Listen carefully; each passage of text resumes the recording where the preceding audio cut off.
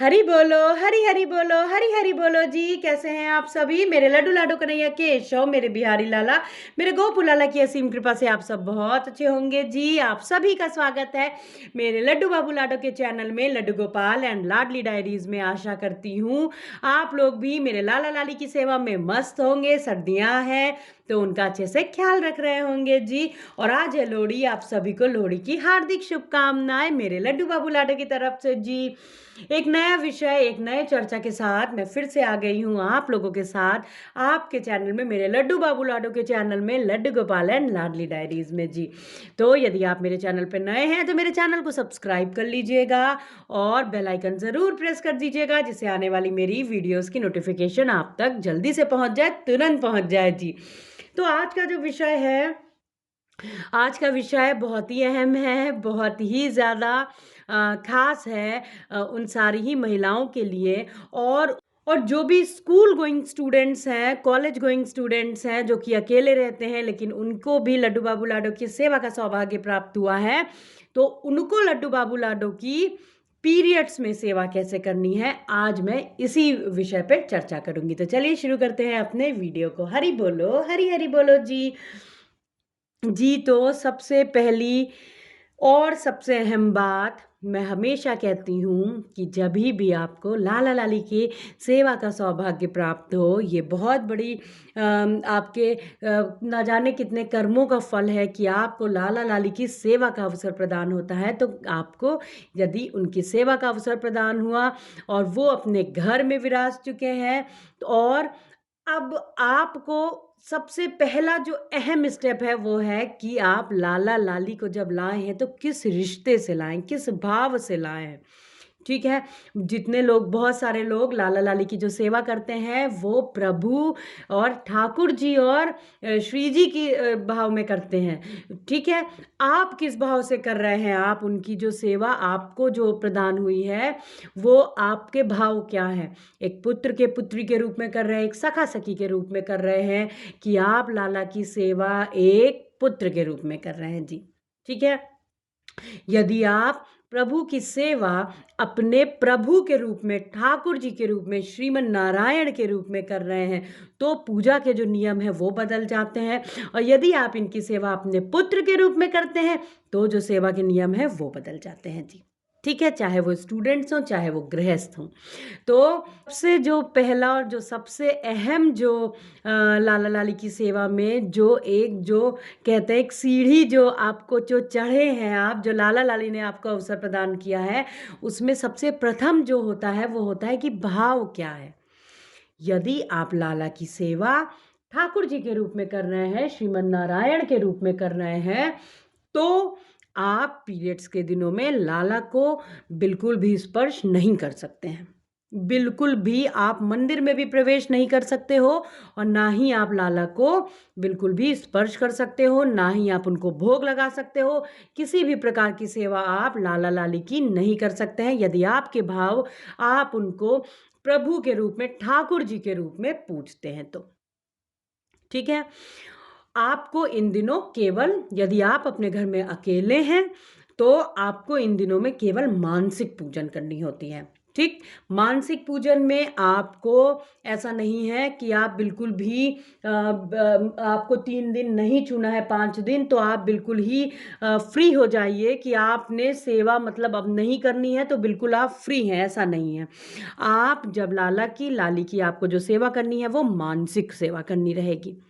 सुबह को जैसे जिस तरीके से आप उनको उठाती हैं, जगाती हैं, आप वैसे ही मानसिक तौर पे सोचिए कि आप प्रभु को जगा रही हैं। प्रभु को आपने आचमन से, या जैसे आप स्नान कराते हो, आप वैसे स्नान करा रहे हो, आप उनको भोग लगा रहे हो, आप उनका श्रृंगार कर रहे हो और उनको आप भोग लगा रहे हो।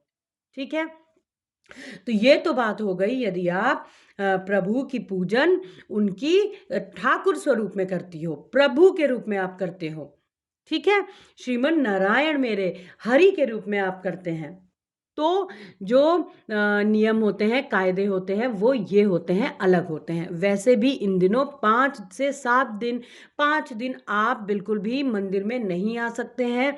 ये बिल्कुल विधान में है और बिल्कुल सच है, जिसका पालन मैं भी करती हूँ। यदि आपके घर में और कोई है, तो उस समय आप उनको अपने जो सेवा है, आप उनको सौंपें। यदि आपके घर में आपकी सिस्टर है, आपके घर में आपके मदर इन लॉ हैं, अगर आपकी जॉइंट फैमिली है तो बहुत ही अच्छी बात है। यदि नहीं जॉइंट फैमिली है तो आपको मानसिक सेवा करनी है। आप अगर मैरिड हैं तो आपको इन दिनों अपने हस्बैंड की आप मदद लीजिए। ये दिन जो होते हैं, आप इन दिनों अपने, यदि आपके बच्चे हैं, आपके पुत्र पुत्री हैं, तो आप उनको प्रेरित करिए, आप अपने हस्बैंड को प्रेरित करिए पूजन करने की, सेवा करने की लाला लाली की। आपको नहीं स्पर्श करना होगा उनका भोग, आप अपने हस्बैंड का मदद लीजिए, आप उनको भक्ति की तरफ लाइए। यदि वो भक्ति में उनका इतना मन नहीं होता है या वो इतनी रोज की पूजन सेवा नहीं करते हैं, तो उन दिनों के लिए आप उनको प्रेरित करिए और प्रभु से ये हर दिन, आप हर क्षण उनसे प्रार्थना करिए कि आपके हस्बैंड के भी, आपके पति के अंदर भी भक्ति भाव आए। ठीक है? कि उनको भी आप, मतलब जैसे आप सेवा करती हो, वो भी रेगुलर सेवा करें जी। ठीक? तो यदि आप मैरिड हैं और आप लाला को ठाकुर जी के स्वरूप में पूजन आप करते हो, तो आप लाला लाली को स्पर्श नहीं कर सकते हो। अब बात आती है, हम लाला लाली की सेवा यदि पुत्र पुत्री के रूप में करते हैं, तो कैसे सेवा हो भाई? तो देखिए, यदि आप पुत्र पुत्री स्वरूप में पूजन करती हैं लाला की, लाली की, तो आप बिल्कुल लाला को स्पर्श कर सकते हो, लाली को। आपको जिन बातों का ख्याल रखना है, आपको, यदि आप पहले से इन सब चीज़ों की आप तैयारी कर लें तो भी अच्छा होगा। नहीं तो आपको क्या करना है, आपको सबसे पहले क्या करना है, अपने मंदिर में यदि कोई भी पूजन करने के लिए नहीं हो, अगर आपके हस्बैंड, आप मैरिड नहीं हो, या कुछ ऐसी परिस्थितियां हैं कि आप अकेले ही अपने मंदिर में हो, तो आपको सबसे पहले तो जो ड्राई फ्रूट्स होते हैं, आपको वो रख देना है। ठीक है? आप ड्राई फ्रूट्स मंदिर में रख दीजिए। और अब ये मैं ठाकुर जी की सेवा का नियम बता रही हूँ। आप ड्राई फ्रूट्स रख दीजिए, मिश्री रख दीजिए, सूखा जो भोग होता है आप रख दीजिए। उनसे फिर आप मानसिक रूप से जब आप पूजन सेवा करोगे, भोग लगाओगे, तो आप फिर उनका भोग लगा सकते हो जी। ठीक है? अच्छा, अब मैं बताती हूँ कि यदि पुत्र पुत्री स्वरूप में लाला लाली हैं, तो आप उनकी सेवा कैसे करें। तो देखिए, अगर आपके घर में कोई और नहीं है, आप अकेली हैं, तो आप पहले ही देखिए, ये तो पहले से ही थोड़ा अंदेशा हो जाता है, थोड़ा सभी को लग जाता है। आप पहले ही लाला लाली को मंदिर से अलग कर लीजिए। मंदिर से हटाने के बाद लाला लाली को एक पवित्र स्थान दीजिए, एक अच्छा ऐसा स्थान दीजिए जो ऊंचाई पे हो। आप जहाँ पे भी इनको विराजमान करेंगे, देख लीजिए कि वो जगह स्वच्छ होनी चाहिए, पवित्र होनी चाहिए, कोई भी किसी का हाथ ना लगे, छुआ-छूत बिल्कुल भी ना हो। आप वहाँ पे लाला लाली को विराजमान करिए। आपको कैसे सेवा करनी है?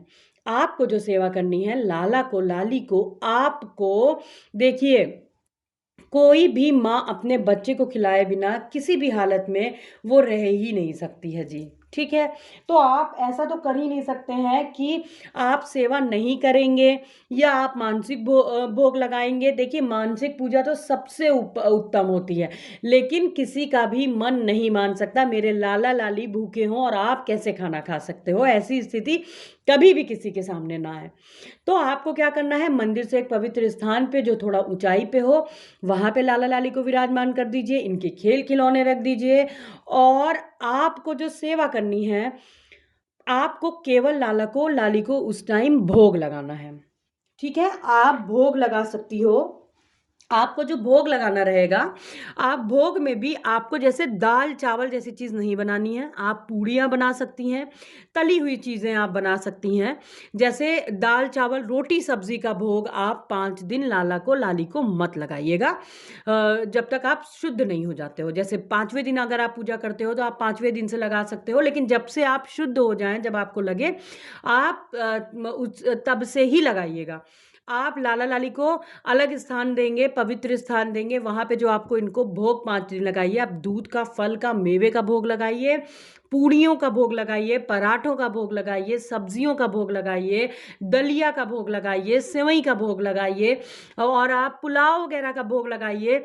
आप चावल बना सकते हो, लेकिन आप उसको छौंक के पुलाव के रूप में बना सकते हो। आपको किसी भी हाल में जैसे दाल, चावल, रोटी, सब्जी का जो भोग होता है, वो भोग आपको नहीं लगाना होता है इनको। ठीक है? आपको लाला की आरती नहीं करनी होगी, आप लाला-लाली की पूजन मत करिए। आप बस दूर से लाला से क्षमा माँग के कि इतने दिन मैं नहीं शुद्ध भी हूँ। देखिए वो तो सब कुछ जानते हैं, लाला-लाली को तो सब कुछ पता है।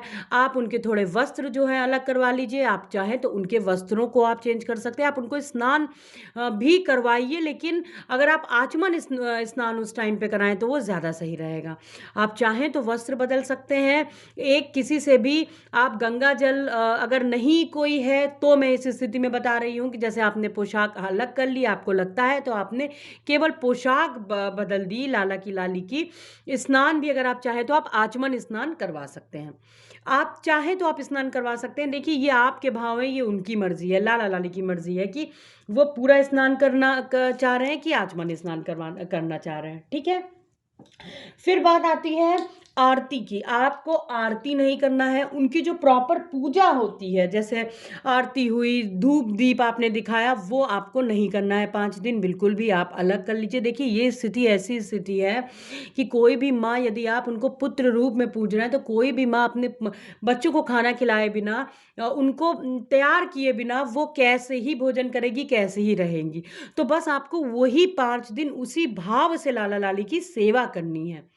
शुद्धता का आपको बहुत ख़्याल रखना है अपना, ये नहीं कि आप किसी भी यदि आप इस हालत में भी हैं, तो आप ऐसा ना करें कि कभी भी आकर के आपने जैसे कुछ भी भोग लगा दिया, कभी भी ऐसे हो गया, आप जब सुबह स्नान करिए, स्नान करने के बाद में यदि आप किचन में जाती हैं, भोग लगा बनाती हैं आप, तो आप भोग बना लीजिए, दूध वगैरह का आप लाला-लाली को भोग लगा सकते हो और नहीं तो फिर उसके बाद आप हर टाइम पे नहीं कि छू सकते हैं, तो आप हर टाइम पे नहीं, फिर आप उसके बाद में जैसे दोपहर में जो आपने भोग लगाया, वो आप लगाइए स्वच्छ होके, अच्छे से हाथ-पैर धुल के पूरी तरीके से स्वच्छ होके आप आइए, ठीक है?